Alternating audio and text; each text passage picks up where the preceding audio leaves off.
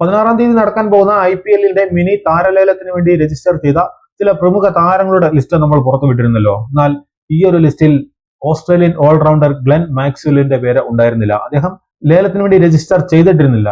എന്താണ് കാരണം? Glenn Maxwell തന്നെ ഒഫീഷ്യലായിട്ട് സ്റ്റേറ്റ്മെന്റ് ഇറക്കിയിരിക്കുകയാണ്, അടുത്ത സീസണിൽ IPL-ൽ കളിക്കുന്നില്ല. നമുക്കറിയാം IPL-ൽ വെടിക്കെട്ട് ബാറ്റിങ്ങിന് പേര് കേട്ട താരമാണ് മാക്സ്വെൽ. എന്നാൽ കഴിഞ്ഞ കുറച്ച് സീസണുകളിലായി തന്റെ പഴയ ഫോമിന്റെ നിഴലിലായിരുന്നു അദ്ദേഹം.